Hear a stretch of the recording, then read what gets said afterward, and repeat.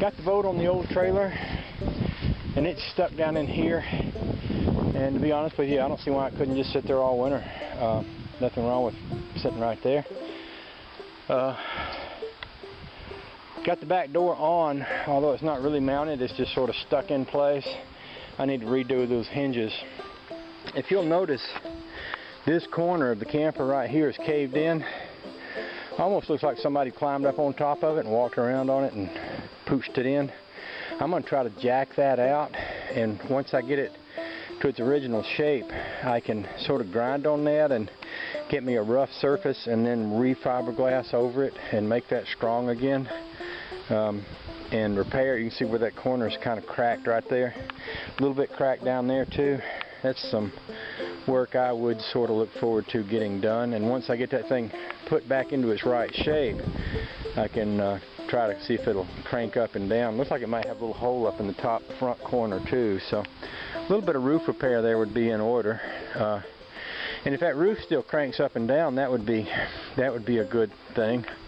I don't know when I'll get this in the garage to put that clutch piece in there, that clutch master cylinder, and spend some time looking at the frame. I've got some things that are a bit more important that need to be done first, but that certainly is on my list. I'm thinking the Volkswagen will go back here this winter, and Jeep can stay over there where, well, the Jeep will probably come out because it will sit out here for pushing snow around and stuff. I'll need to get these oak boards out of the way and get this metal up. But if I get this piece in place right here, man, if I could do that tomorrow after church, it wouldn't take a lot of wood to frame up a little extension and then go buy me, those are 8-foot 10 pieces. 2 of them would give me 16 feet. If I brought that out 3 wide, that would take 6 sheets of that stuff. I think it's about $15 a sheet, so that'd be about $100.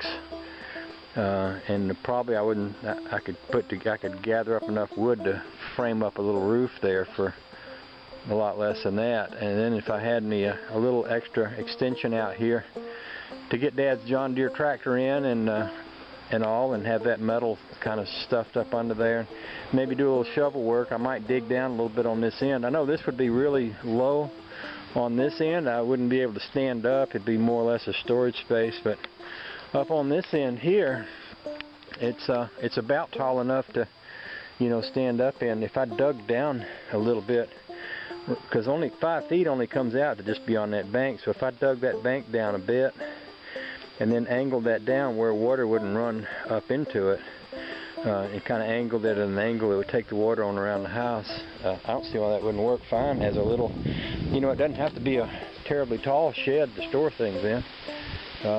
And I got plenty of stuff to store, that's for darn sure.